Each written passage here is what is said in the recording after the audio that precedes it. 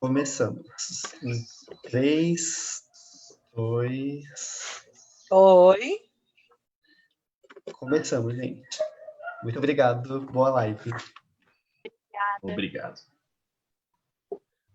Bom, boa tarde a todas, a todos, a todos. Eu me chamo Mívia, eu sou poeta, sou estudante de Ciências Sociais, sou jovem transformadora Choca desde o ano passado e com muita felicidade hoje com a dona Jacira e com o Hans para trocar um pouco sobre o que nos nutre nesse momento. Então, para começar, eu queria que a dona Jacira, por favor, se apresentasse, contasse um pouco da sua história, para que a gente começasse esse papo e essa troca. Ok. Boa tarde. Eu sou aqui a dona Jacira, da Zona Norte de São Paulo, e estou aqui a convite da Choca para conversarmos sobre como nutrir a vida, né? E é isso. Agradeço aí a todos vocês que estão aí nos vendo agora. E vamos ter aqui uma conversa agradável com o seu Hans, mediado pela Mívia, né? Vamos lá, é isso. Bom, obrigada, Jacira. Hans? Pessoal, em primeiro lugar, muito obrigado pela Choca por abrir essa janela de conhecimento, essa janela de transmissão de experiências e de realizações que essas pessoas maravilhosas todas já fizeram e estão fazendo. Eu faço parte da Choca há muitos anos já. Meu nome é Hans Dieter Temp, eu sou o fundador da ONG Cidade Sem Fome. Nós trabalhamos num projeto bem grande em São Paulo, principalmente na zona leste da capital, em transformar terrenos urbanos em polos de produção de alimentos. Hoje, nós já temos quase 30 hortas comunitárias de vários tamanhos, tamanhos médios, tamanhos pequenos, tamanhos grandes, tamanhos gigantes, onde o foco é transformar esses terrenos urbanos, que até aquele momento não tinham nenhuma destinação específica, ou eram terrenos, entre aspas, abandonados, ou sem nenhum tipo de serventia.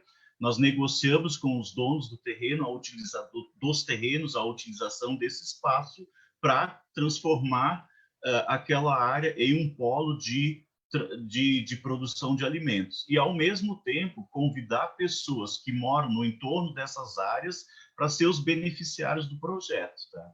Então, essas pessoas elas vão ser capacitadas na produção de alimentos, principalmente, ou geralmente, todas as nossas hortas são produção orgânica, e essas pessoas também vão tendo vários cursos de capacitação, e o objetivo final é que essas hortas, que antes representavam um passivo, tanto para a comunidade quanto para o município, que essas hortas virem um novo negócio social, onde a meta é beneficiar pessoas com geração de trabalho e renda através da comercialização dos produtos que se obtém nessas hortas. E assim, tem dado certo, gente. A Cidade Sem Fome ela foi fundada em 2003, nós começamos a trabalhar em 2004.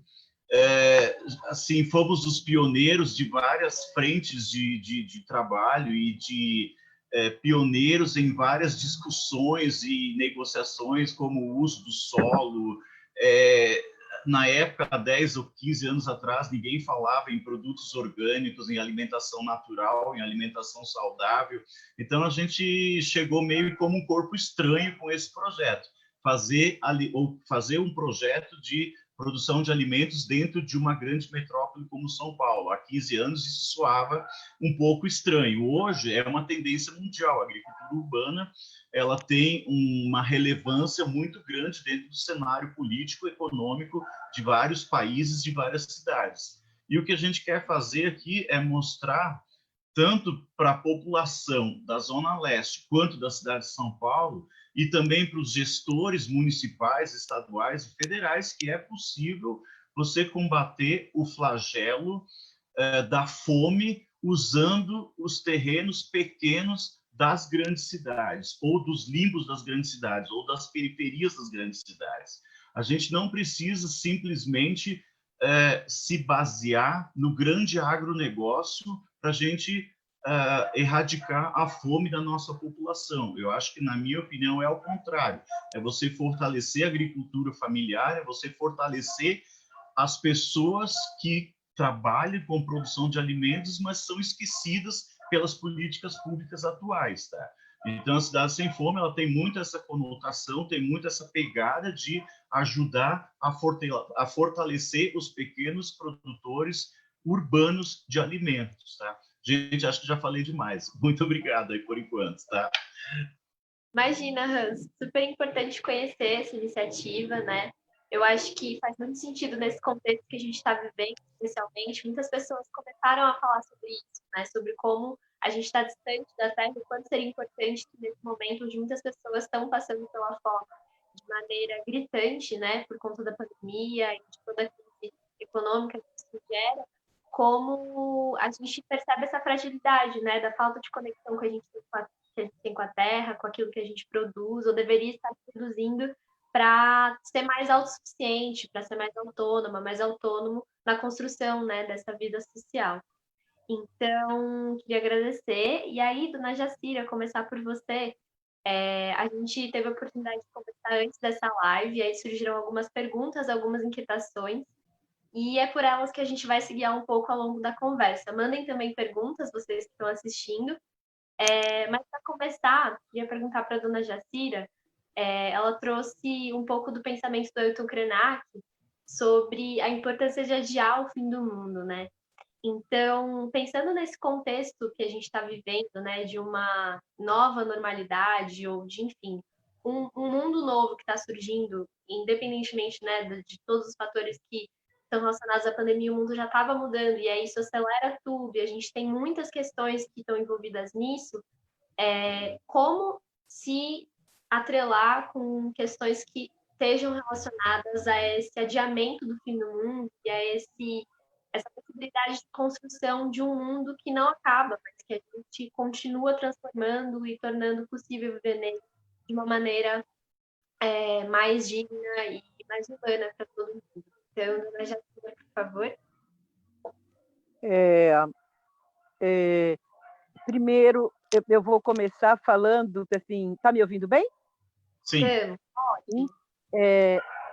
Que maravilha o projeto do Hans, né? E há muito tempo eu ouvia falar sobre esses projetos, e como na minha região tem muitas regiões de terras ociosas, mas a gente não encontra o foco, quem é que fala, quem é que autoriza, como é que as nossas capacidades e as nossas ferramentas não chegam até a periferia para orientar os moradores da periferia. Sempre tem que ter alguém externo, que venha de longe, um salvador, alguém que chegue ali e fala, não, isso é possível. Porque na prefeitura nunca tem, o Estado também não se submete, não existe essa política. Por exemplo, eu mesma moro na região da Serra da Cantareira há 50 anos. E ali não há projetos como esse. Quando eu mudei para lá, tinham comunidades de japonês, de português, mas que depois foram loteando esses terrenos ou desocupando, e que hoje está tudo urbanizado, né? E as regiões que estão ociosas ainda são as regiões onde tem aquelas torres de furnas. Então, o que acontece? Eu que venho de uma região onde a minha mãe criava as suas galinhas, a minha mãe tinha sua pequena hortinha, eu me baseio só na horta da minha mãe e na horta das outras mulheres.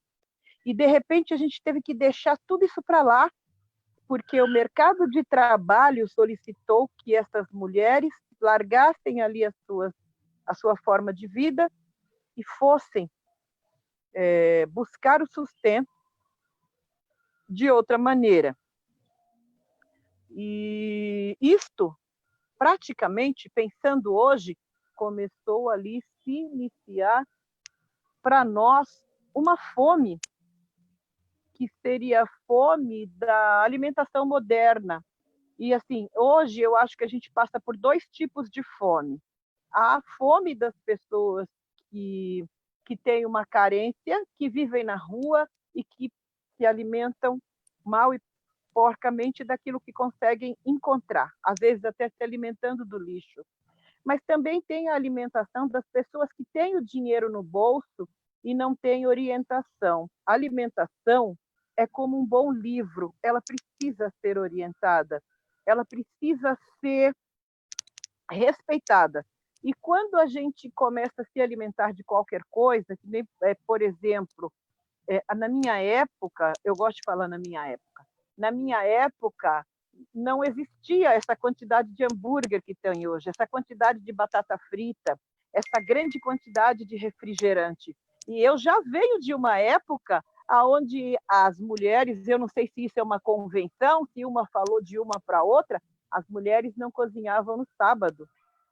Mas o sábado era o dia em que a gente esperava, era o dia do lanche. Então, o sábado era guardado para o lanche. Eu gosto de fazer esses parâmetros antigos. Aí, o fast food tomou conta disso. Uma outra coisa eram as festas. Eu lembro assim, da festa do meu casamento, 8 mulheres na cozinha, enrolando quibe, fazendo coxinha de batata, né, cozida ali no frango, a outra lá fora fazendo a feijoada. Além do carinho que ficou na minha memória, eram coisas, comidas limpas, feitas pelas mãos de pessoas que a gente conhecia. Tudo estava ali. Como foi que isso começou a chegar na minha casa de moto? E a partir de quando a comida começou a ser feita em posto de gasolina? Né? A partir do momento que nós decidimos e começamos a brigar em casa, quem vai cozinhar, quem vai lavar a louça? Ah, não, pede pelo telefone. E no princípio a gente queria isso. Nossa, que maravilha! Você chama, em 5 minutos chega uma pizza que você não sabe nem onde é que foi feito. E eu acho que essas coisas a gente vai rever agora, porque a gente está vivendo um fast food que não emprega ninguém, é um subemprego. A quantidade de pessoas que tem morrido entregando essas coisas é muito grande. Eu estou vendo gente entregando coisa de skate, de bicicleta sem farol. Então, este é um pensamento. Porque para essas pessoas que já morreram, o fim do mundo já começou, já chegou, né? Então, todas essas coisas que a gente fazia em casa, que a gente fazia em grupo, de repente, o capitalismo abraçou e as pessoas começaram a abrir mão de fazer as suas coisas. Não, agora o moderno é receber tudo prontinho. Parecia que era legal, gente, eu também gostei. Mas depois eu perdi a saúde. E eu não lembrava mais da terra, eu não sabia mais que a terra existia. Para voltar a plantar há 10 anos atrás, eu tive que ir no Ibirapuera fazer um curso. O que é a terra? Imagina o quão a gente se afasta da terra quando a gente se educa para ir para o mercado de trabalho e virar ali um exército de reserva. Hoje em dia eu pego um alface meu, eu planto um pé de alface, quando eu arranco só as folhas dele, ele dura 3 meses, até ele dar flor, eu vou comendo as folhinhas em volta. Então, se eu tenho 4 pessoas em casa e eu plantar 3 ou 4 pés de alface, eu vou ter alface por um bom tempo. Um pé de salsão, ele dura 5, 10 anos. Então, por que é que todo dia a gente compra coisas que a gente joga fora? Sem contar os talos, as cascas que vão para o lixo. Gente, para o mundo que a gente não quer que acabe, não existe jogar fora. Jogar fora é jogar dentro. Então, a gente tem que voltar a entender o ciclo da natureza, porque nós fazemos parte dessa união, nós viemos da Terra.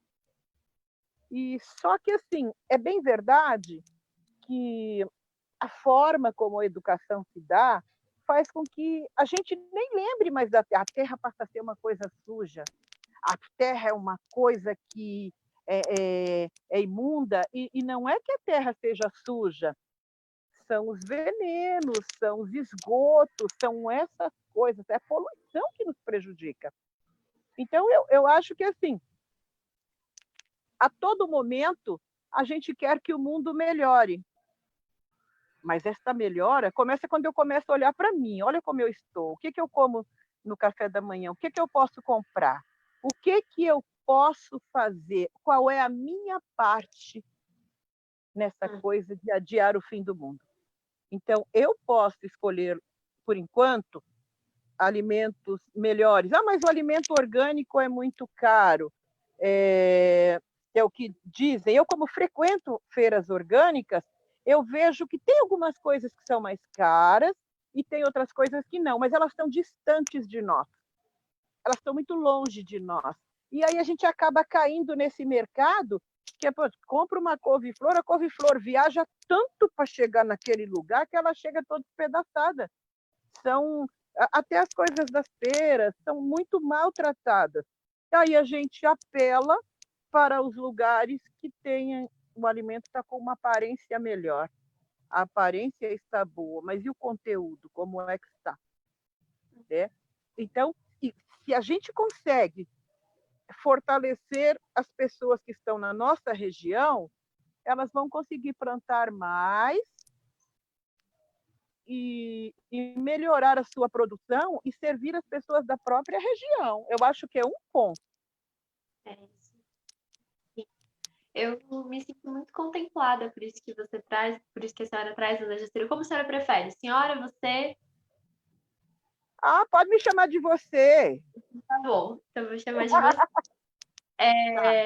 Eu me sinto muito contemplada. Esses dias eu estava ouvindo algumas falas muito nessa direção, né? De como trabalhar não só uma economia que seja sustentável, mas uma economia regenerativa, porque a gente precisa reaprender como está em sociedade, reaprender como está nesse planeta, porque os modos que vêm sendo ensinados há muitas décadas, né, há muitos séculos, na verdade, eles estão sempre direcionados para essa visão. A Terra é uma coisa, o ser humano é outra, quando, na verdade, a Terra consegue viver sem a gente, mas a gente não consegue viver sem ela, né? E isso que você traz, né, sobre começar a fomentar isso localmente, me lembra dessa ideia de como é importante a gente também liderar por exemplo, né? Então, não necessariamente ficar dizendo para as amigas, para os amigos, você devia estar fazendo isso, você devia estar fazendo aquilo, mas a gente apresentar, a gente mostrar. Então, você vai na minha casa, eu vou servir, vou decidir principalmente comprar de algum mercado da região, ou, enfim, tentar fazer coisas diferentes em comunidade e já mudar esses hábitos em comunidade, né? E eu sinto que é um caminho muito importante, sim. Sim, Pode... você sabe, Mídria, só completando o que eu disse, eu acho lindo o trabalho do Hans. O que eu acho é assim, sabe o que acontece conosco? A gente não tem domínio da terra. A gente vive em espaços, até hoje no Brasil, que a gente vive sendo caçado. A gente vive 40 anos para construir uma casinha. Então, é assim, é difícil pensar no lugar da horta, porque os terrenos são muito estreitos. Mas nós não temos essa autonomia de falar, vamos plantar. Não, é preciso que venha uma pessoa distante que nos salve. Assim, nesse caso, como o Hans está fazendo esse trabalho na Zona Leste, é preciso que venha um salvador e diga assim, vocês têm essa área e vamos plantar. Aí a gente acorda, nossa, então a gente já podia estar plantando. Não, não podia, porque a gente foi educado de que as coisas não vêm da terra, as coisas vêm da gôndola do supermercado. Uhum. Sim, sim. Nessa direção, né, de pensar esse adiamento do fim do mundo, eu já vou engatar uma outra pergunta que você pensou, tem muito a ver com o movimento da Choca, né? Toda pessoa pode ser um agente de transformação na realidade de vida. E aí eu queria perguntar para o Juan, com a sua experiência, né, dentro do projeto da como você observa isso, né? O adiamento do fim do mundo, unindo essa perspectiva de que cada pessoa dentro de si mesma tem esse poder de transformação e de mudança, de impactar positivamente o mundo ao seu redor. Na verdade, assim, eu acho que o fim do mundo ele já aconteceu. Essa pandemia ela só foi, na verdade, a pá de cal, tá? Porque assim a gente, assim, o ser humano ou a sociedade, de uma forma geral, ela perdeu o rumo, ela perdeu os parâmetros que nem a Jacira falou, a gente perdeu alguns conhecimentos antigos que, quando nós éramos jovens, a gente achava que isso era uma besteira. Hoje a gente entende que realmente esse pessoal tinha valores que hoje a gente percebe que realmente são esses valores que uma sociedade deve seguir, ou deveria ter seguido, tá? Então, assim, o fim do mundo já acabou, e a gente está falando em capitalismo, em socialismo, enfim, todos os regimes, de alguma forma, eles sucumbiram à ganância, ou a disputa de poder, ou a disputa por terra, ou a disputa pelo fator econômico, tá? Então, assim, acho que agora o nosso projeto, ou pessoas que nem a dona Jacira, elas são pessoas que têm uma importância muito grande dentro do cenário atual. Por quê? Porque são pessoas que ainda têm condições de resgatar valores ou normas que são super bem aplicáveis aos tempos de hoje. Tá? E o que a gente aprendeu no nosso projeto Cidade Sem Fome em São Paulo? É assim, eu também gosto, que nem a dona Jacira falar, eu venho do interior do Rio Grande do Sul, foi criado no campo, então, na minha época, essa famosa frase, na minha época, ela tem muito a ver com o potencial dessas pessoas que vieram de uma outra época, eles conseguem enfrentar hoje situações de forma muito mais fácil, ou muito mais... de forma muito mais segura do que o pessoal que não viveu aquela nossa época, entendeu? Então, assim, eu acho assim, a coisa de se alimentar hoje, ou o ser humano, nós como pessoas, cada um tem que se reinventar e cada um tem que se reavaliar. Depois dessa avaliação, a gente tem que se realinhar de novo para novos conceitos, tá? Essa coisa assim de você gastar 80%. Assim, existe um estudo do IBGE que fala que a classe média, a classe C, D e E, ela gasta 70% a 80% do seu salário em supermercados. É alguma coisa que não funciona, que não se sustenta, qualquer pessoa sabe disso, entendeu? Então, assim, essa questão assim, da gente voltar a fazer coisas que os antigos faziam e a gente não faz mais, a gente tem que voltar a isso.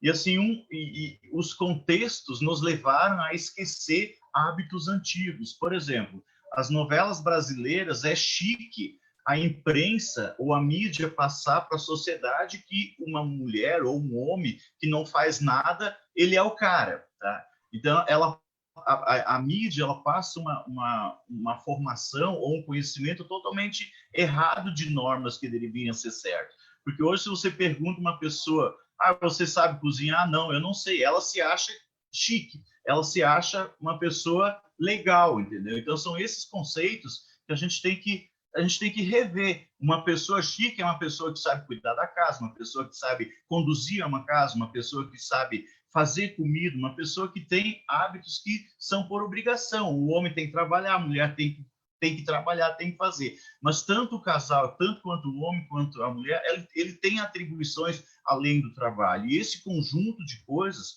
faz com que a sociedade melhore. Então, assim, hoje, quando eu trabalho 8 horas por dia, eu ainda tenho, em casa, eu tenho condições de fazer alguma coisa. E isso, todas as pessoas antigamente faziam, todas elas. A dona Jacira, ela é o exemplo disso. Ela trabalhava e ela criava suas galinhas depois do expediente, tudo isso. Então, acho que a gente, para evitar o fim do mundo, ou o colapso do mundo, acho que o primeiro passo é cada um fazer um pouco mais do que a obrigação diária dele, tá? É assim, se você pode varrer a sua calçada, não esperar pela varredura da prefeitura, varra a sua calçada. É uma coisa pequena, mas se todos fizerem isso no bairro, ou várias pessoas fizerem isso no bairro, o contexto daquela sociedade, daquelas pessoas já vai melhorar. E é tudo assim. A grande mídia, ela nos induziu a ser pessoas sem ação. E o resultado foi isso. Foi o fim do mundo já antes da pandemia. Ao meu entendimento, essa crise foi só o estopim da grande crise geral, tá? Então, acho que assim, o ser humano, ou nós como pessoas individuais, a gente tem que se reinventar, e principalmente o pessoal da Choca, os empreendedores, eles têm que ser os bois da piranha, tá? Então, assim, a gente tem que dar os exemplos, os modelos, Eu sou uma pessoa lá perto da horta, eu varro todo dia a minha rua, porque o pessoal da entrega dos lanches pega aquelas embalagens de isopor, tudo cai na rua, cai na calçada, todo dia eu tenho que varrer lá. Então, assim, são esses pequenos hábitos, essas pequenas coisas que vão fazer a diferença. A gente tem que se policiar, a gente tem que se realinhar e a gente tem que rever conceitos. Tá? Sim, com certeza. Eu vou pedir licença aqui para contar um pouco da minha experiência, porque eu acho que eu não me apresentei muito. Se a dona Jacira também quiser contar um pouco mais das iniciativas que ela já faz nesse contexto e de antes para esse processo de adiamento do fim do mundo e transformar para a realidade, acho que pode ser muito bom escutar.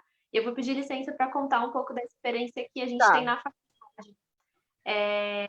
Eu fiz Ciências Sociais na USP, e todas essas questões, né, que a gente tem de maneira mais estrutural do país, e como a gente muitas vezes coloca esse processo transformativo na mão do governo, esse processo de transformação na mão de qualquer outra pessoa, menos da gente mesmo, é algo muito comum na universidade ainda, e a gente ainda está muito no lugar de focar na academia estritamente, né? Então, eu vou estudar, e aí eu vou me formar, depois eu vou para o mestrado, doutorado, pós-doutorado, e assim a vida segue.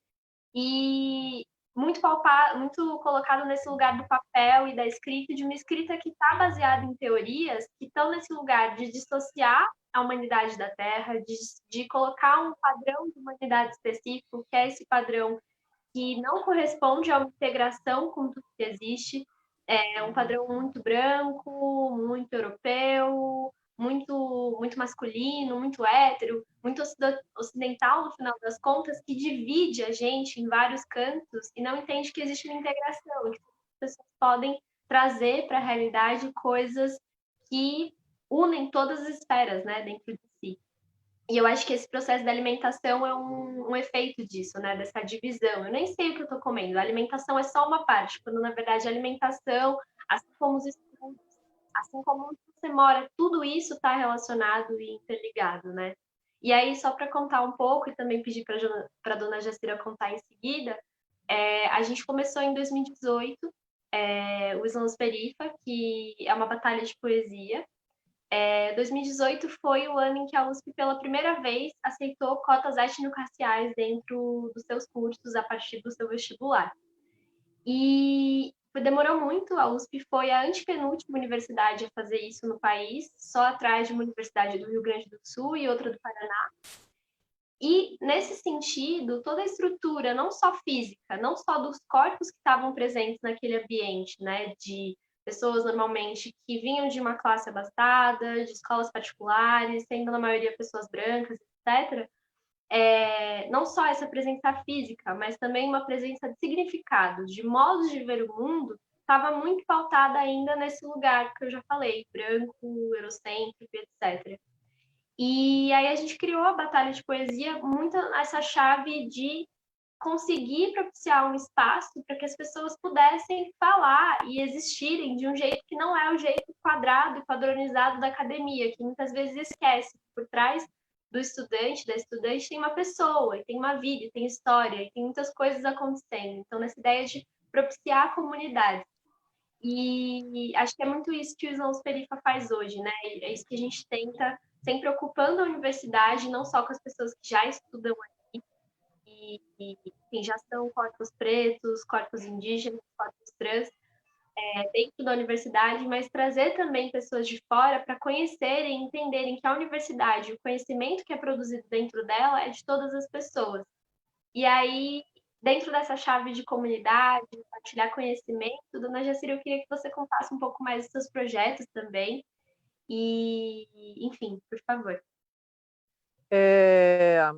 Primeiro, eu só vou falar uma coisinha. Eu acho interessante você falar da coisa da faculdade, né?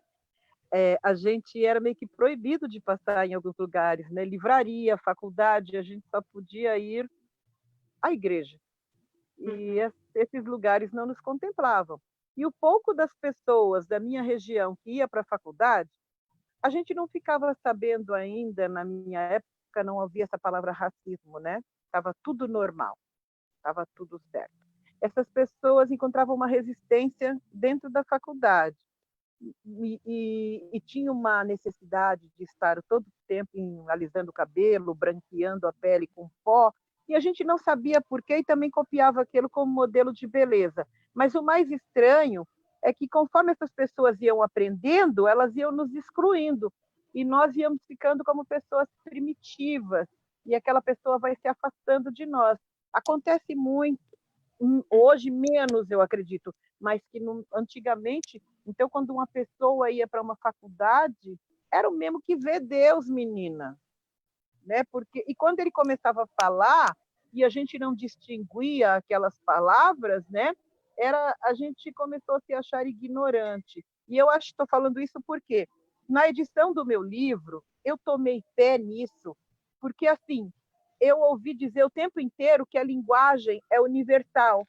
E aí, conforme eu começo a estudar a diáspora, eu vejo que, assim, o mineiro fala umas coisas, fala uai, fala... na Bahia fala oxente, lá no Recife fala espia, oi, acho que é isso. E aí eu comecei a ver as falas.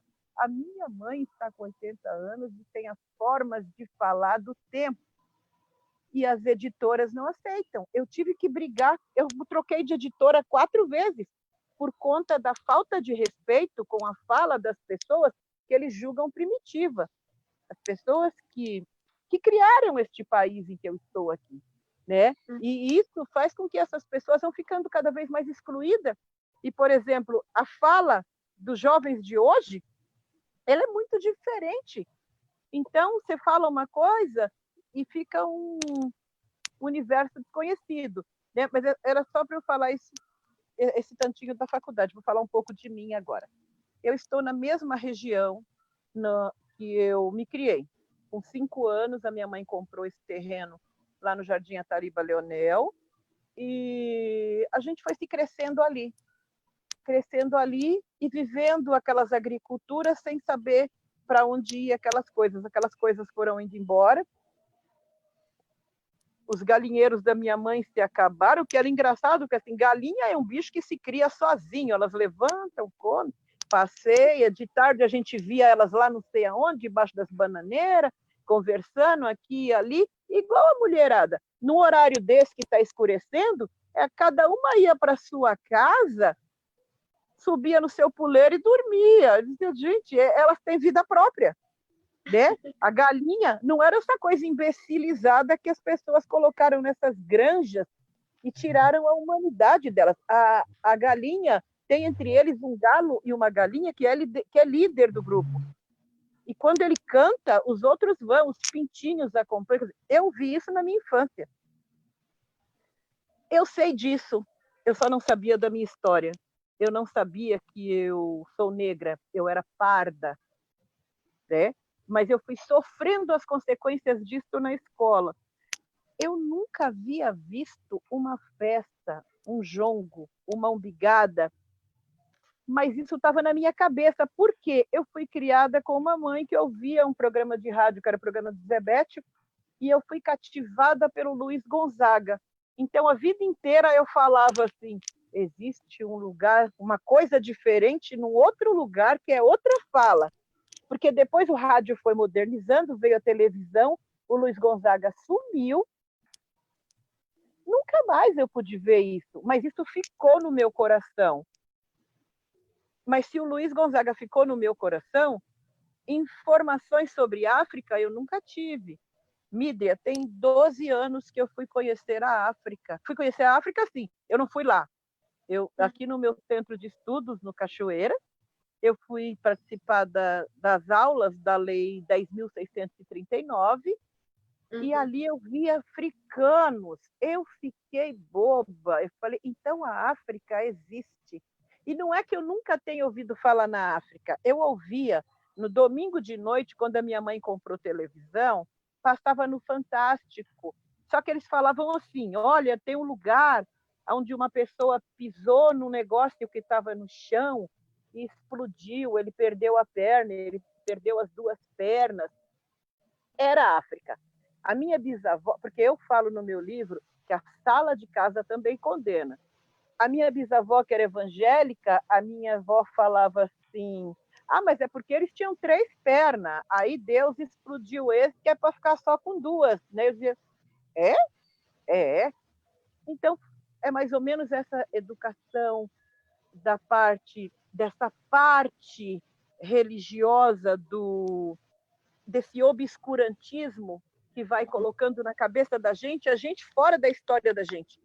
E eu ficava intrigada. A minha bisa falava assim, olha, quando você ouvir toque de tambor, você não pode deixar entrar dentro do seu coração. E já estava no meu coração, porque é do demônio. Então, eu fui educada dessas formas.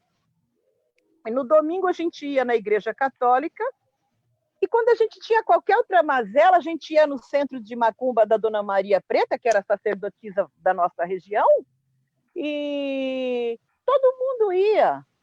Então, o que era essa coisa do maldito? O que era aquilo? Era a minha história. Só que a minha avó era loiríssima. Infelizmente, a minha avó era racista, né? Mesmo sendo a minha bisa. E foi por ela que nós fomos educados, a maioria do tempo.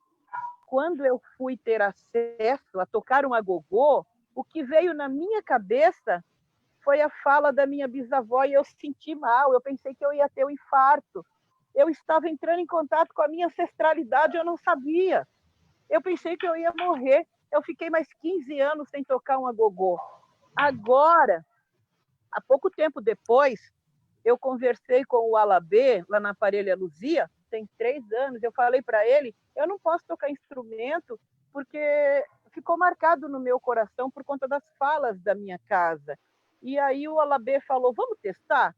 Peguei o surdo, depois eu peguei um outro instrumento e, por fim, ele me sugeriu que, pela minha idade, pelo meu conhecimento, toca a cuíca, dona Jacira. A cuíca é um instrumento sagrado. E aí eu toquei a cuíca no Iluinã por 2 anos. Eu me encontrei, falei, caramba, é a música tem esse poder. Então, o que acontece? Volto para a minha região, ainda é do mesmo jeito que era quando eu era criança. Não tem uma cultura, não tem uma arte. O bairro foi tomado por igrejas evangélicas. Né? Eu não tenho nada contra a religião, eu tenho contra essa coisa do fundamentalismo. O do fundamentalismo que destrói as outras nações, as outras religiões. Quando a gente vai ver que o chinês toca tambor, o japonês toca tambor, eu falo, gente, por que só os orixás estão condenados nessa terra? Eles têm medo que a gente evolua. Então, quando eu passei a conhecer, eu falei, a África existe, então. Então, eu não sou africana, mas eu sou afrodescendente. Então, a minha casa vai virar um foco dessa história. E é para isso que nós caminhamos. Aí eu comecei a fazer hortas nas minhas varandas, como eu já disse para vocês, tem uns 10 anos eu comecei. Aí eu comecei a guardar semente, de ser essa guardiã de semente. Eu já guardo histórias, eu disse, agora eu vou guardar semente. Então, quando eu comecei a plantar, o agrônomo, um dos agrônomos que me deu aula, ele falou assim, no início, você vai ter que pegar folhas, você vai ter que alimentar a terra. Por quê? A terra é como uma caderneta de poupança. Você não pode só plantar, plantar, plantar e nunca dar nada a ela. Ela precisa de descanso. Assim como a gente precisa de descanso, a terra precisa de descanso e a terra precisa de cuidado, para ela estar sempre bem. Aí a gente encontra com umas faltas de informação, eu acho assim, aí eu fui colocando a minha casa nessa direção de pensar, gente, a gente precisa pensar o que a gente está comendo, de onde vem o alimento, por que o mundo está plantando muito milho, muita cana, muita soja para fazer combustível, e o que aconteceu com as nossas formas de alimentar, que faz muito tempo que nós estamos comendo só sal, açúcar e farinha refinada, sabe? E daí é que veio outras palavras para a nossa mesa, que foi triglicérides, glicose. A alimentação também, com nutricionismo, as comidas trocaram de nome. Ao invés de virar comida, virou nutrientes, palavras Gourmet. gourmet, que são difíceis para o nosso entendimento. Sabe, a gente, por exemplo, a minha avó, ela amanhecia, não se comprava pãozinho de manhã. A minha bisa levantava, ela amanhecia, pegava tudo que sobrou da janta, colocava ali, esquentava, botava farinha, fazia aquele bolinho na mão que a gente chamava o capitão, né? E todo mundo comia na mesma bacia. E hoje, outro dia, eu fiz isso em casa com os meus netos. Eu fiz, gente, é muito bom fazer isso. Aí eu falei, quem foi que me disse que todo dia eu tenho que comer pão francês? Quem foi? Né? E, então, eu acabei focando nessas coisas. E para focar, eu escolhi um tema. Eu escolhi uma planta, eu escolhi o açafrão e o morango, porque o açafrão eu planto em setembro, colho em maio. E quando eu colho o açafrão, dali começa o frio, vai começar a colheita do morango. E aí eu falei, então vamos fazer uma festa de semeadura e colheita, para a gente discutir o que aconteceu com as nossas festas de São João, que eram as nossas festas em que a passagem os ciclos, né? A passagem do ciclo do outono para o inverno. É tempo da gente mostrar o que a gente colheu, comer, se reunir e continuar. A continuidade também foi cortada. Então, eu resolvi abrir as portas de casa para a gente falar de história, porque eu entrei para a política assim, falando disso. De onde vem o que você come? Como que era a sua vida e como que é agora? Eu tenho uma insuficiência renal que não tem diagnóstico, sabe? Excesso de sal, excesso de açúcar. Eu também não tenho diabetes, eu também não tenho triglicéridos altos, mas são coisas que se tornar um exército de reserva também faz da gente um grande consumidor de farmácia, porque a gente esqueceu que a nossa mãe era a nossa farmácia, que a nossa avó era a nossa farmácia, e as nossas ervas virou besteirinha. É besteirinha. Não é. A nossa fauna e a nossa flora está aí como na fitoterapia para nos ajudar. Né? E assim, para você ver, eu tive essa prova comigo, porque quando eu comecei a fazer hemodiálise, eu fiquei com a pressão muito alta. E aí um médico me mandou para estudar sobre o que eu deveria comer. E estudando na Liga da Hipertensão do próprio hospital, tirando enlatados e embutidos, você pode, quem está me ouvindo, pode até achar que não. Tem 18 anos que eu não tomo remédio para pressão. Então, a minha casa é um lugar de falar dessas coisas, sabe? E aí, de tudo que eu faço, eu teço, eu pinto, eu bordo e eu conto histórias. As minhas folhas viam folha para defumação, folha para fazer chá, vira xarope, vira licor. Então, assim, nós temos tudo à mão e tudo é um ciclo. As coisas ali se completam. Tudo se completa. E volta para a Terra e depois ela volta para nós. Né? Pronto, falei bastante agora. Foi ótimo, foi ótimo. E é super importante trazer esse lugar também da quebra, né, de visões que são muito limitantes no sentido de, isso, né, atrelar muitas vezes o contato com as ervas, o contato com as plantas, como algo que necessariamente tem a ver com uma religião e com intolerância religiosa muito grande, dizer que essas religiões são isso, são aquilo, e ao mesmo tempo também esse lugar de se abrir para outras formas de vida. Eu acho que essa é a questão, né? Para a gente não se tornar intolerante com outras formas possíveis de vida e de habitar o mundo, né? Acho que é muito sobre isso. E aí a gente recebeu aqui comentários. A Meire falou, impossível o tambor não entrar no coração. A Eliana Fofa falou, comidinha de vó, existe coisa melhor. E aí, Andréa Magite fez uma pergunta que ela direcionou a Dona Jacira, mas eu queria começar pelo Hans e depois voltar para a Dona Jacira, porque eu acho que aqui pode nascer uma ponte para começar a pensar coisas juntas aqui. Ela sim. Dona Jacira, por que a gente não junta um grupo lá da sua região, bairro, para mapear aquelas áreas privadas ou públicas que estão abandonadas e poderiam ser usadas como espaços de plantio? O Hans pode nos dar o caminho das pedras para montar essas hortas comunitárias. Quais são os requisitos e desafios, Hans? Assim, Dona Jacira, a gente não tem que esperar o Salvador para botar esse time em campo. Então, Hans, se puder contar um pouco para a gente.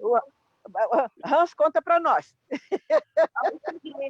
A gente quer Então, saber. na verdade, assim, o primeiro passo é criar um grupo de pessoas que realmente queiram trabalhar nessa temática, tá? Isso é importante. A dona Jacira, o vizinho, a vizinha A, a vizinha B, a vizinha C. Se realmente tem protagonistas, tem pessoas que queiram fazer uma horta, já é meio caminho andado, tá? O outro passo é assim, a gente não pode pensar que numa cidade como São Paulo existem áreas abandonadas. Esse conceito é completamente errado. Todas as áreas pertencem a alguém. Ou é uma pessoa privada, ou é um órgão público, ou são áreas que estão em processo de litígio, mas todas as áreas pertencem a alguém, tá? Então, a gente não pode simplesmente entrar nessas áreas sem ter uma autorização. Então, o primeiro passo é você usar alguma estratégia para formalizar uma parceria com os donos desses terrenos ou dessas áreas, tá? Nós, da Cidade Sem Fome, a gente precisa de áreas muito maiores porque a gente promove a geração de trabalho e renda. Então, a gente usa áreas da prefeitura e usa áreas embaixo dos linhões de transmissão de energia elétrica, tá? Então, nós temos dentro, por exemplo, agora aqui em São Paulo, a companhia se chama Enel, antes era Eletropaulo, a gente tem lá uma pessoa que é responsável pela liberação desses espaços para pessoas que queiram fazer hortas embaixo dessas linhas de transmissão de energia elétrica. Esse é o primeiro passo, você legalizar o uso para a horta desse espaço, tá? Aí o terceiro passo nosso, eu estou falando agora de Cidade Sem Fome, é assim, a gente precisa de dinheiro para fazer isso, para comprar semente, para comprar ferramenta, para comprar insumo, enfim, para montar toda a estrutura de trabalho. Aí, assim, esse é o meu trabalho, eu vou nas empresas, eu escrevo, tenho lá na área da Dona Jacira, tem uma área lá de 3.000 metros quadrados, eu boto isso tudo num papel, eu vou gerar lá 5 oportunidades de trabalho, eu quero colher alface, rúcula, almeirão, coentro, couve-flor, repolho, eu boto isso tudo no papel e apresento para as empresas. As empresas, elas me financiam alguma coisa sempre. Então, geralmente, os 3 passos são esses, juntar um grupo de pessoas que queira fazer isso. O segundo é conseguir uma autorização formal, tá? Um contrato, alguma coisa que tenha um embasamento jurídico consistente, tá? Isso, o segundo é você precisa de dinheiro para fazer qualquer coisa, mesmo que seja uma coisa pequena. Reunir um grupo de pessoas para fazer uma horta, você precisa de recursos. De onde vão vir esses recursos? Isso tem que ficar muito claro, tá? E a partir daí, o quarto passo é assim, é procurar ajuda de uma pessoa que tenha conhecimentos técnicos. Por exemplo, que época que eu planto couve? Qual a distância de plantar a rúcula um pé do outro? Entre as fileiras. Então, tem que ter uma pessoa que entenda para poder orientar essas pessoas para que aquele trabalho que elas se propuseram a fazer, ele tenha um efeito, ele tenha um impacto de sucesso no final da temporada de plantio, tá? Então, assim, a replicação desses modelos, ela não acontece porque geralmente as pessoas elas começam a fazer um projeto delas, mas eles não têm uma estrutura formada. Aí o que acontece? Aí o sucesso acaba não acontecendo e a replicação ela é comprometida por causa disso. Aí assim entra muito também, isso não é culpa das pessoas. As pessoas elas têm a iniciativa, elas querem fazer isso, mas é que nem a dona Jacira falou de novo, elas não têm onde se agarrar, elas não têm onde se instruir. E toda a nossa máquina governamental, ela não ajuda as pessoas. Nós não temos, por exemplo, a cidade de São Paulo, por incrível que pareça, ela não tem nenhuma secretaria de agricultura. E sabendo que todo o nosso entorno da cidade de São Paulo, no passado, eram lotes de chácaras, de sítios altamente produtivos, entendeu? E que transformaram ou contribuíram com a economia de São Paulo em alguma época. Até hoje, a região de Suzano, Mogi das Cruzes, ainda é um grande cinturão verde que abastece a nossa população de verduras e legumes. Então, assim, isso não morreu. O que aconteceu foi o enfraquecimento de nossas instituições para poder apoiar pessoas ou grupo de pessoas que não têm conhecimento, que não têm organização ou que não conhecem os processos de se organizar coletivamente. Tá? Então, é isso que a gente precisa. Por exemplo, às vezes eu posto, dona Jacira, numa sexta-feira à noite, eu sempre gosto de provocar no meu Facebook as pessoas, é o que você falou, a gente não precisa comer pão francês todo dia. Eu, numa sexta-feira à tarde, eu chego em casa, peço para minha mulher, pô, cozinha essas batatas que eu trouxe da horta. Gente, batata com café e leite no fim da tarde, numa sexta-feira, quando você está de saco cheio de problemas, é uma coisa mais gostosa. Aí tem centenas de comentários. Todo mundo adora batata, só que ninguém come. Por quê? Porque as pessoas não têm onde plantar, não têm onde comprar. Nem sempre a batata está boa no supermercado. E nem sempre a pessoa percebe que esses hábitos passados, eles não existem mais. Então, a gente precisa trabalhar muito no resgate desses hábitos alimentares diferenciados. Tá? E, assim, a alimentação, agora entrando na alimentação, ela socializa. Por que antigamente havia menos casos de divórcio do que hoje?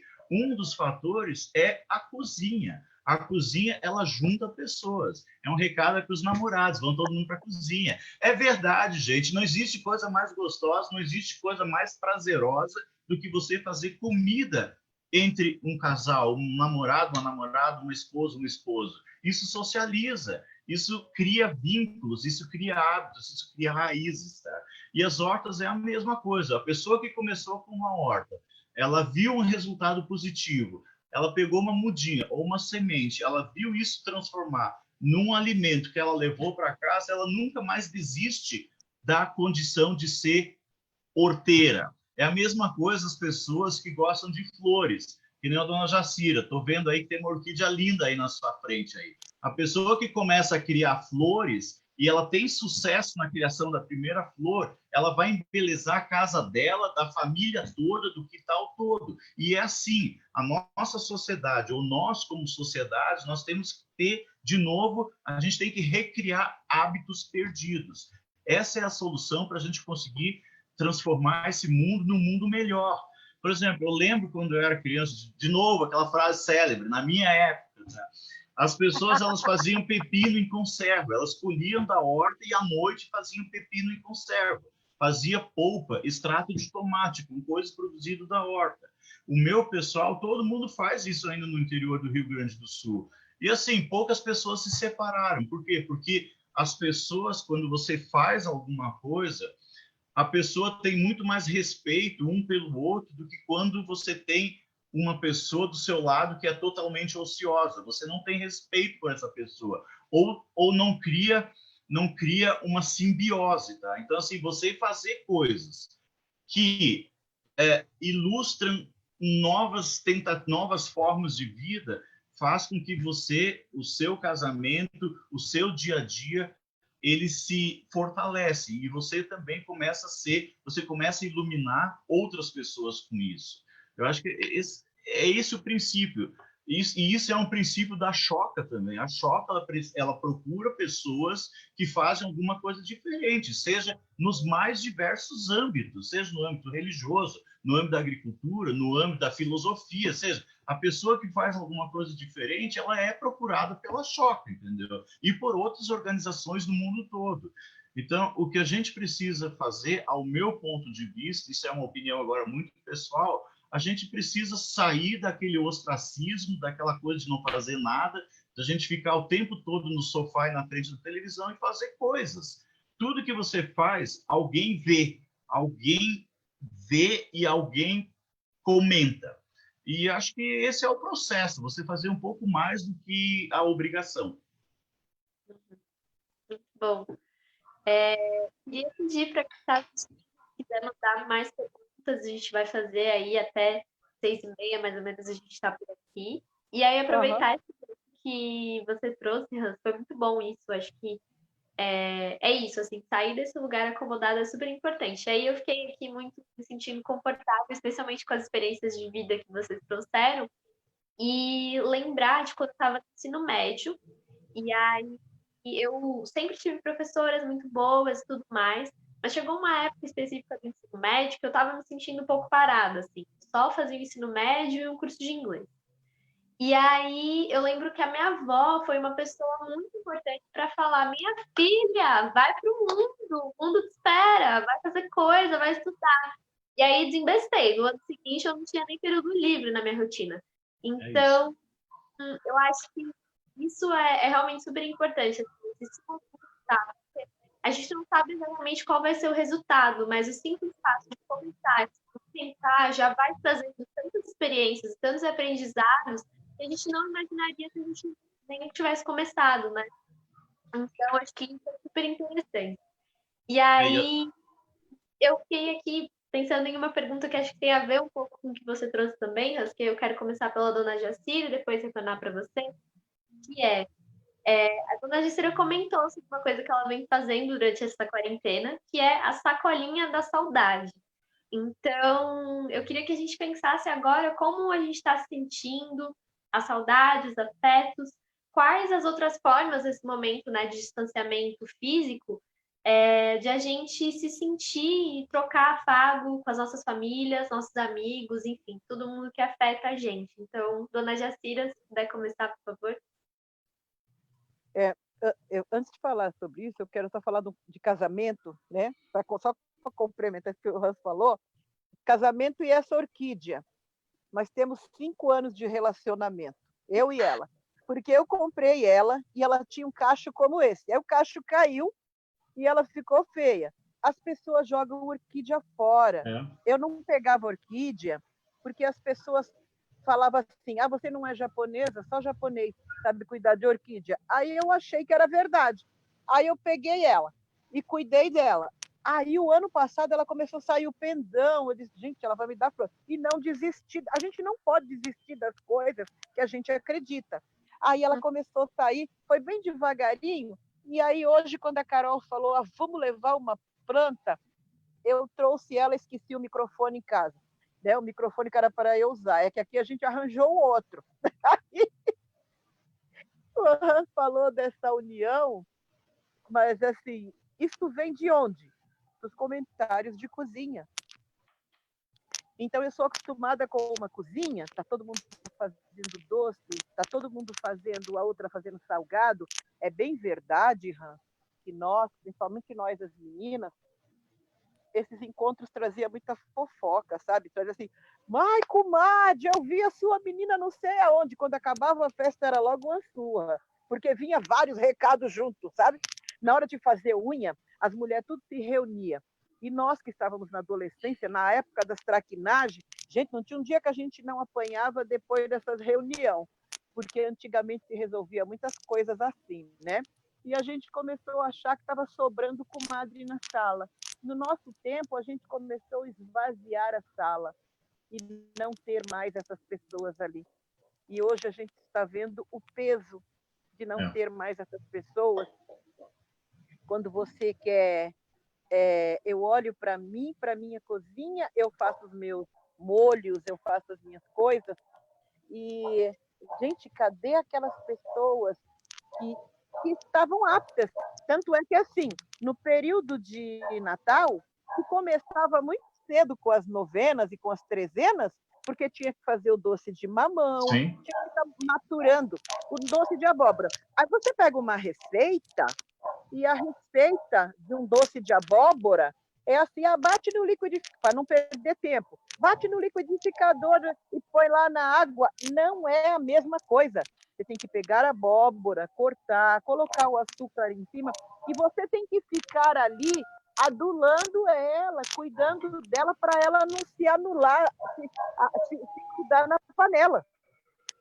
Então, a cozinha realmente é um lugar de cuidado. Um descasca, um lava-louça. Eu tenho feito essas coisas em casa e quão é maravilhoso e menos cansativo antes da pandemia, né? Só que com a pandemia, todo mundo sumiu, não deu para fazer o encontro que eu faço em junho, nas 5 semanas, né? Que junho tem 5 semanas. E eu fui ficando em alguns dias. Tem alguém participando da nossa live aí a mais, né? E aí,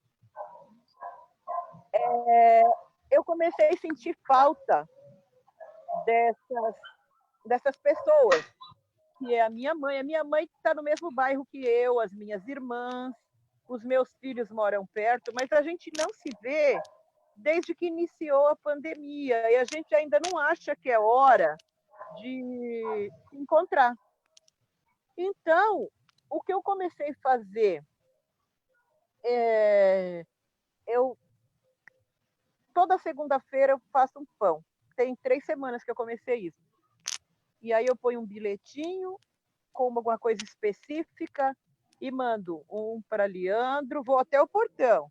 Para Leandro, põe minha máscara, mando um para Evandro, mando um para minha filha que mora no mesmo quintal, aí passo lá na minha mãe, na minha irmã, na segunda semana e deixo o bilhetinho, mas não falo nada, fico esperando o retorno. Falando o quanto eu estou com saudade, o quanto a gente precisa valorizar esses encontros quando for possível. Aí, quando foi na próxima semana, a minha irmã me ligou. Olha, eu fiz umas cocadinhas, mas eu preciso... A gente ainda tem um certo medo da gentileza, né? Então, eu acho que ela ficou preocupada de falar... Como ela ia falar que ela queria me dar uma cocadinha? Então, eu fiz uma cocadinha, está aqui sobrando, eu fiz um saquinho para cada um. Você não quer passar e pegar? Aí eu passei, fiz a distribuição também, botei o recadinho. Na segunda semana, eu aumentei 2 pães a mais, estendi para 2 vizinhas e uma vizinha minha. Puxa, falei, eu quero que você sinta algo que venha das minhas mãos, algo que venha de mim com muito carinho, porque eu gosto muito de você. E assim, eu não estou sentindo falta da cidade, eu estou sentindo falta das pessoas que estão ali junto comigo. E eu quero que quando tudo isso acabar, a gente reveja muitas coisas que a gente se afastou, a gente precisa se viver mais junto, né? Principalmente nós ali próximos, eu, os meus, a minha comunidade, né? A gente começou a viver uma vida muito solitária, de ir muito longe. A gente precisa ir muito longe. A gente que mora na periferia, a gente precisa ir muito longe para buscar as coisas. Por exemplo, se eu quero dançar, para eu ir na Parelha Luzia, eu tenho que pegar um ônibus, um metrô e um outro ônibus. É difícil. Primeiro, eu não tenho a informação e depois eu não sei qual é o melhor lugar para eu ir. Alguém precisa me conduzir. Um livro, a diversão, a música e a comida, elas são fatores muito importantes para a gente desenvolver a nossa humanidade, os nossos quilombos, os nossos lugares onde todo mundo ali acredita mais ou menos nas mesmas coisas e consegue se respeitar e trazer ali coisas que nos agradem, comidas que nos agradem. Ali tem um foco de trabalho e a minha sacolinha da saudade, ela é isso. Eu falo, gente, eu estou com saudade de vocês, saudade da mão de vocês, saudade de trocar bocadinho, sabe? Do lado da casa da minha mãe tinha a Dona Antônia, e a Dona Antônia tinha dia que ela chegava assim, olha, Maria, eu fiz aqui esse peixe com leite de coco, porque eu estou com saudade da Bahia. Olha, Maria, porva! E essa palavra porva já me levou para a justiça, porque as editoras não aceitam. Porva, Maria, porva. Mas é a fala da minha mãe. A minha mãe não fala prova. Para ela, porva está bem, e eu entendo, porque eu sou aluna dela, então eu sei o que ela está falando. Eu sou tradutora, então.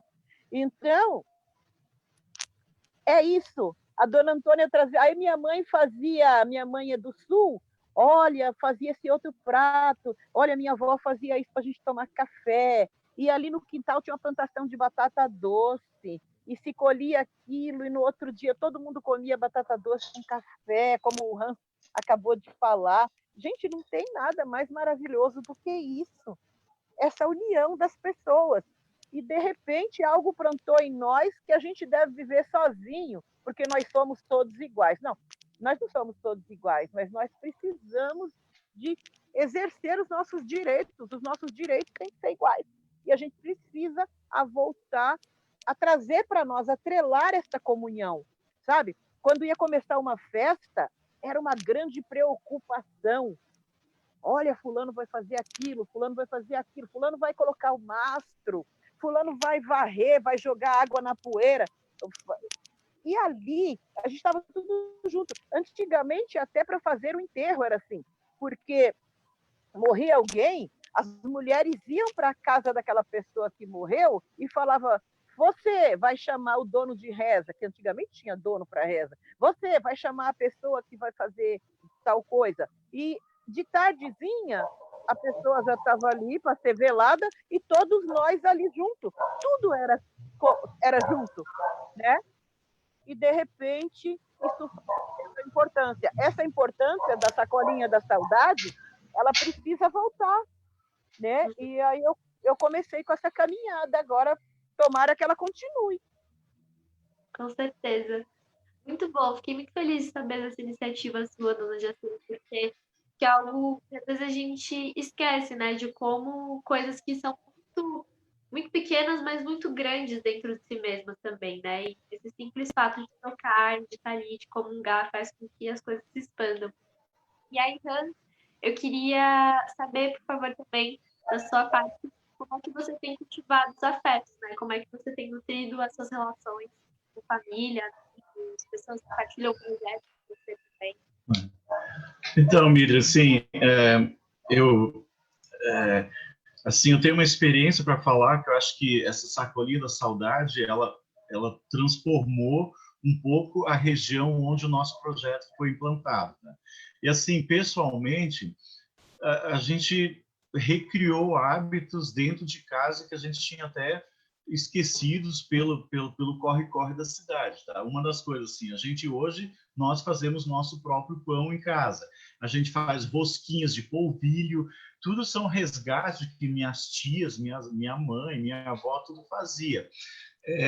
Então, é uma coisa que essa pandemia, ela nos trouxe esse tempo para fazer isso, mas eu acho que também ela nos trouxe, além do tempo, ela nos trouxe de novo, ela nos trouxe de volta para uma realidade boa, ou ela nos fez pensar que aqueles hábitos que nós deixamos para trás são hábitos saudáveis, que a gente tem que retomar eles no nosso dia a dia, tá? Então, isso pessoalmente aconteceu aqui em casa. E lá no trabalho, Mildred, eu vou falar uma coisa para vocês também, que é um fenômeno que aconteceu, que talvez seja uma coisa bem interessante de compartilhar com as pessoas que nos estão assistindo. É assim, nós temos uma horta gigantesca lá, uma horta de quase 10 mil metros quadrados, no bairro de São Mateus, na zona leste de São Paulo, e essa horta fica embaixo de uma linha de transmissão de uma companhia de energia elétrica e tem 2 portões enormes. A gente planta lá, só que a gente não comercializa embaixo dessa linha por uma série de questões de contrato. A gente comercializa do outro lado da rua, num galpão grande onde a gente tem nosso ponto de venda. Mas aquele portão, ele fica aberto todo dia, então centenas de pessoas passam e olham aquela horta lá. E assim, o que aconteceu? Veio o evento da pandemia e as pessoas começaram a olhar com mais tempo aquela horta. E em algum momento, elas viram que lá no cantinho tinha um monte de caixa de mudas. Nós temos uma parceria com um viveiro, que esse viveiro fornece as nossas mudas. A gente compra uma grande parte das mudas que a gente usa no projeto, outras são sementes, tá? Então, essas pessoas viam aquelas caixas de mudas.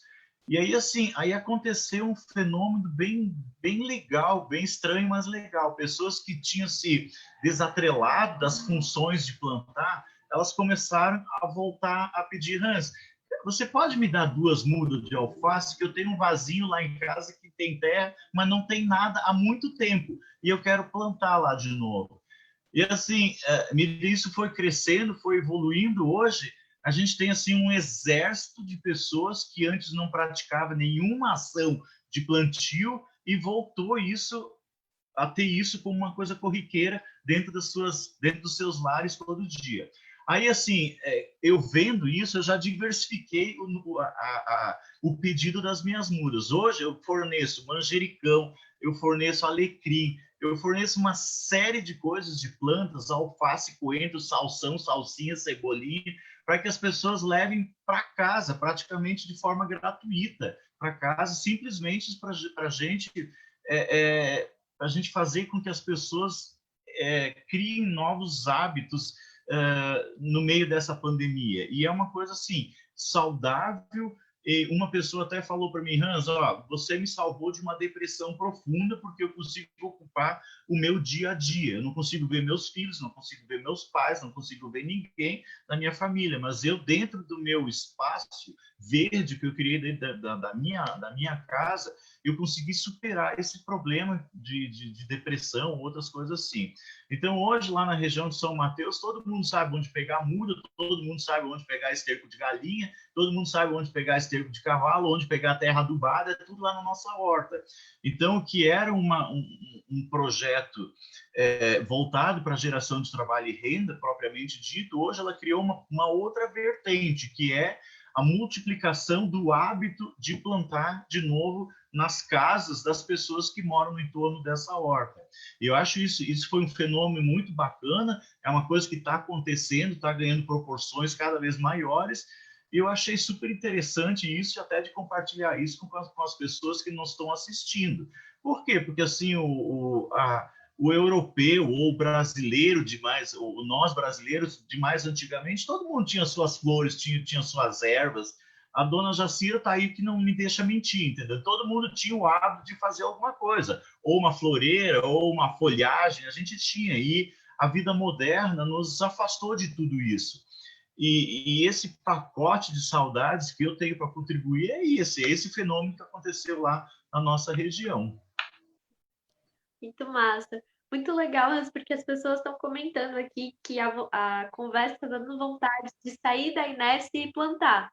Então, a gente tem mais 5 minutinhos, e aí eu queria aproveitar esses 5 minutinhos para que tanto você, dona Jacira, quanto você, Hans, trouxessem aí dicas rápidas, ideias para quem quer começar a plantar, para quem quer começar a ter esse hábito, não só no sentido literal da coisa, né, de começar a ter uma plantinha ali, mas também no sentido dos afetos, né? Dona Jacira, vocês já trouxeram muitos exemplos, mas se tivesse aí algumas ideias para resumir isso e também para já finalizar a live, eu vou agradecer muito, acho que vai ser muito, muito bacana. Então, se dona Jacira, você quiser Vou dar a começar. palavra para a dona Jacira. Damas first. Hans, eu vou começar a minha palavra dizendo que você nunca mais vai se livrar de mim. Ixi, Maria. E, por exemplo, eu vou dar um exemplo básico.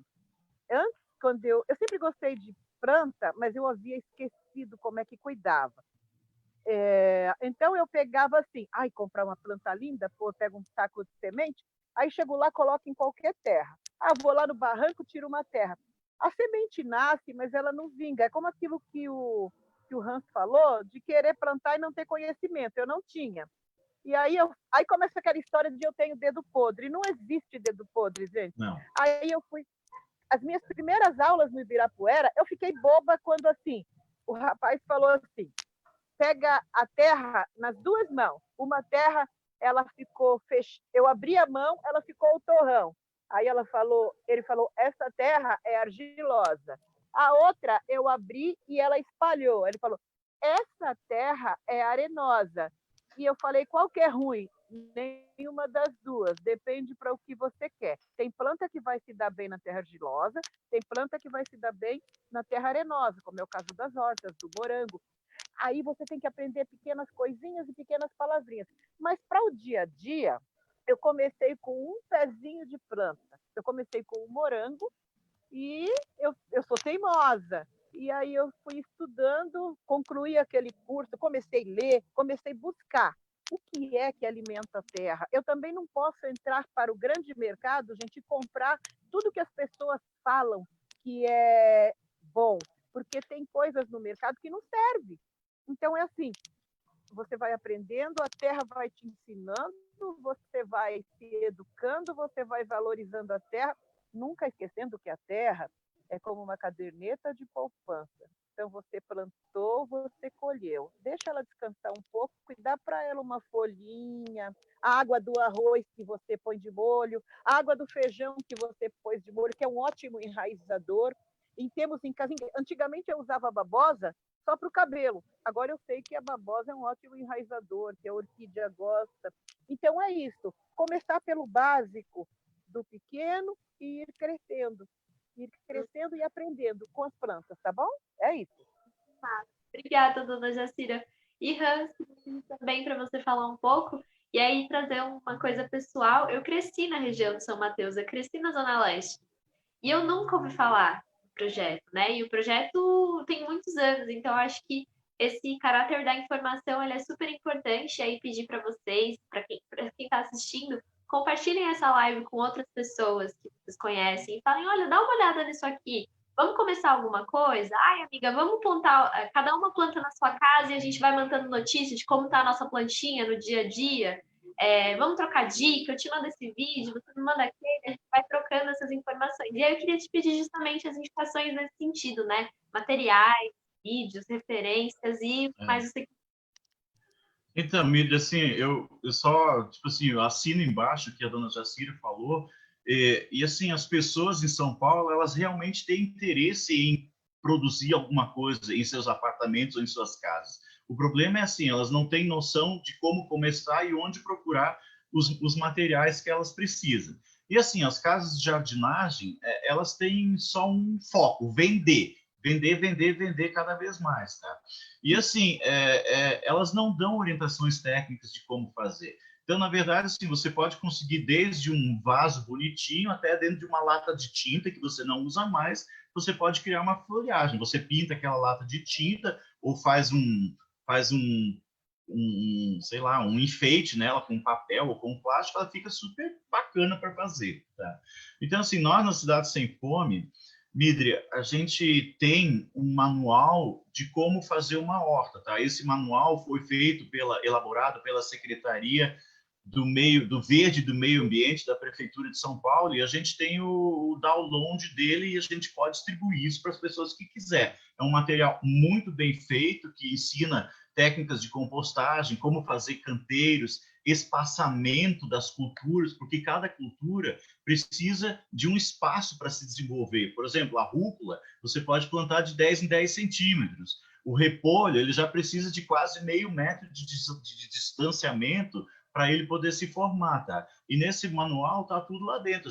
A gente pode passar isso gratuitamente de forma digital para as pessoas, sem nenhum problema, tá? E assim, uma das coisas que a gente também muito fala é assim, a pessoa que quer iniciar uma horta, a melhor forma dela iniciar uma horta é visitar uma horta já existente, né? Porque aí ela vai ver todo o contexto de uma horta pronta. O que ela quiser o que ela já tiver idealizado, aquelas informações que ela vai ver naquela horta já pronta só vai complementar o sonho dela ou o projeto dela. Então, nós da Cidade Sem Fome, quem quiser visitar as nossas hortas lá em São Mateus, estamos de portões abertos todo dia, de segunda até sábado ao meio-dia, todo mundo é convidado, tá? Fazemos também cursos, fazemos visitações, tudo isso. Então, assim, as pessoas que estão nos assistindo, que querem uma orientação, quem é de São Paulo, vem nos visitar, e quem não é de São Paulo, manda um e-mail, manda um WhatsApp, que a gente manda essa apostila, esse manual de construção de hortas de forma gratuita, para que as pessoas tenham um pouco mais de embasamento técnico para começar o seu plantio, a sua horta, tá bom?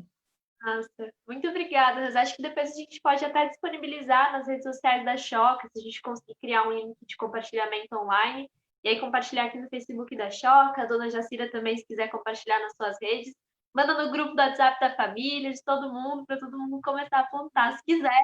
Eu acho que todo mundo vai querer depois dessa conversa.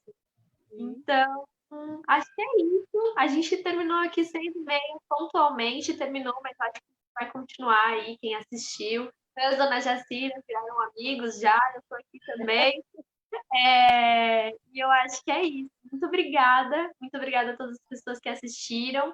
E a gente espera aí que essa conversa tenha sido uma maneira de nutrir um pouco essas esperanças, expectativas, essa vontade de continuar nesse presente a construir futuros e possibilidades de transformação da nossa realidade para um lugar mais habitável, mais feliz, para que todo mundo habite essa realidade com muito mais leveza dentro do que é possível. E acho que as plantinhas estão aí como um ótimo exemplo disso. Então, Bom, muito obrigada. muito obrigado a vocês, a você, Mídria, a dona Jacira, ao pessoal aí do suporte, tá? Obrigadão pela oportunidade e estamos sempre à disposição. Muito obrigada. Eu agradeço também, Mídria, Hans, o pessoal do suporte, a todas vocês, a todo mundo que está aí assistindo a gente. Eu me sinto honrada em estar aqui falando de algo que é o meu propósito, que eu gosto muito. É muito bom. Eu espero que isso traga muito mais pessoas para plantar, para melhorar aí o nosso futuro. Por enquanto a gente precisa ficar em casa para cuidar, mas depois vamos repensar nisso para a gente ser uma sociedade saudável, né? E pensar aí em transformar este futuro, né, para um futuro melhor. É isso. Muito obrigada, muito obrigada. Hoje